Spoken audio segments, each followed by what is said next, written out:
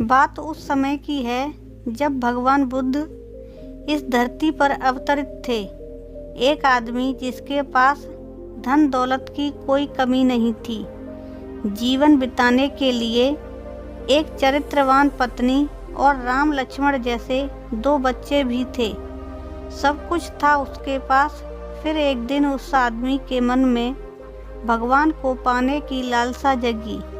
उसने सोचा कि मैंने बहुत सारा धन कमा लिया, अब कभी भी धन की कमी तो नहीं आएगी और धन के अलावा भी मुझे किसी भी चीज़ की कोई परेशानी नहीं है।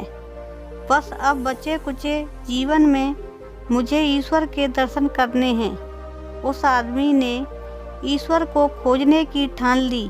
ईश्वर को खोजने की शुरुआत उसने मंदिरों और धर्म स्थलों का निर्माण करवाने से की और बहुत सारे मंदिर बनवाने के बाद भी उसे ईश्वर के दर्शन नहीं हुए।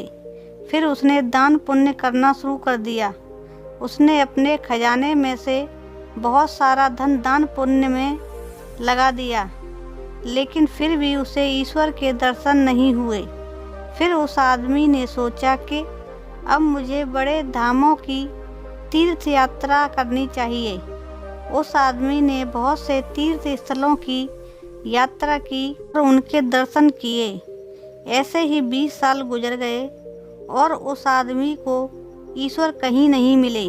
भगवान को पाने की कोशिश करते करते वह इंसान थक गया और आखिरकार एक दिन महात्मा बुद्ध के पास पहुंच गया और कहने लगा कि हे बुद्ध, मैं 20 साल से ईश्वर को खोज रहा हूँ, पर मुझे ईश्वर कहीं नहीं मिले। क्या आप मुझे ईश्वर को पाने का कोई मार्ग दिखा सकते हैं? उस आदमी की बातें सुनकर महात्मा बुद्ध उससे पूछने लगे कि ईश्वर को खोजना कोई बड़ी बात नहीं है, वह तो बड़ी आसानी से मिल जाते हैं। अच्छा, तुम ये बताओ कि ईश्वर को खोजने के लिए तुमने क्या किया और कहाँ कहाँ खोजा? वह आदमी बुद्ध को सारी बात बताता है कि मैंने बहुत सारे मंदिरों और धर्म स्थलों का निर्माण कराया, दान पुण्य भी किया और कई सारे तीर्थ स्थलों के दर्शन भी किए, फिर भी मुझे ईश्वर के दर्शन नहीं हुए। महात्मा बुद्ध उसकी बातें सुनकर हंस पड़े और कहा, ठीक है, तुम्हें ईश्वर के दर्शन करने हैं ना, तुम शाम के वक्त मेरे पास आ जाना, तुम्हें ईश्वर मिल जाएंगे। वह आदमी आश्चर्य से भरकर वहाँ से चला गया। वह सोच रहा था कि बुद्ध मुझे कैसे ईश्वर के दर्शन करा सकते हैं। फिर कुछ देर बाद संध्या होने को आई और महात्मा बुद्ध संध्या होने से पहले कुछ ढूंढ रहे थे। उनके शिष्यों ने आकर पूछा कि हे बुद्ध, आप क्या ढूंढ रहे हैं? महात्मा बुद्ध ने कहा कि मेरे पास एक कीमती मोती था, परंतु कीमती मोती खो गया है, उसे ही ढूंढ रहा हूँ। महात्मा बुद्ध की बात सुनकर शिष्य भी उस मोती को ढूंढने लग गए। सभी मोती को ढूंढ ही रहे थे कि इतने में वह आदमी भी वहाँ पर पहुँच गया। उसने देखा कि कुटिया के बाहर महात्मा बुद्ध और उनके शिष्य कुछ ढूंढ रहे हैं। उस आदमी ने बुद्ध के पास जाकर पूछा कि हे बुद्ध, आप क्या ढूंढ रहे हैं? महात्मा बुद्ध ने बताया कि मेरा कीमती मोती खो गया है, उसे ही ढूंढ रहा हूँ। यह सुनकर वह आदमी भी उस खोए हुए मोती को पूरी लगन से ढूंढने में लग गया। ढूंढते ढूंढते रात होने को आई, पर मोती नहीं मिला।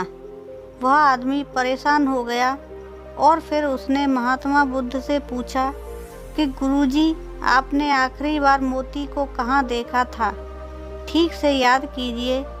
महात्मा बुद्ध सोचकर बताते हैं कि मैंने वह मोती आखिरी बार कुटिया के अंदर देखा था। यह सुनकर वह आदमी गुस्से में आ गया और बुद्ध से कहने लगा, आप में थोड़ी सी भी अक्ल नहीं है? अगर मोती आपकी कुटिया के अंदर गुम हुआ है तो कुटिया के अंदर ही मिलेगा ना, बाहर थोड़े ही मिलेगा।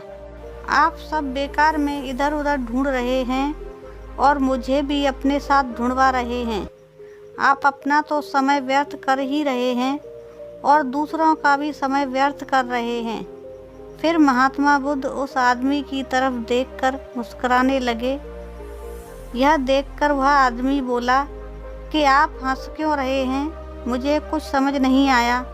महात्मा बुद्ध बोले कि मैं तुम्हें यही तो समझाना चाहता हूँ कि जिस ईश्वर को 20 साल से बिना सोचे समझे इधर उधर ढूंढ रहे हो, तुमने कभी उसे अपने अंदर की कुटिया में खोजा ही नहीं। ईश्वर कभी खोजने से नहीं मिलते, उसके लिए तन और मन पवित्र होना चाहिए, तभी ईश्वर के दर्शन होते हैं। अगर तुम ईश्वर के सच्चे दर्शन करना चाहते हो तो इधर उधर भटकना छोड़कर अपनी अंतरात्मा में ध्यान लगाओ। ईश्वर तुम्हें वहीं मिलेंगे। अपने अंदर के ईश्वर को तुम देख लोगे तो हर जगह हर इंसान में तुम्हें बस ईश्वर ही दिखाई देंगे।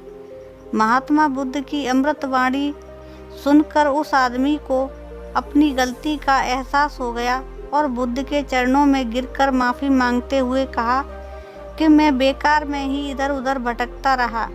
वास्तव में तो ईश्वर हमारे अंदर ही होते हैं।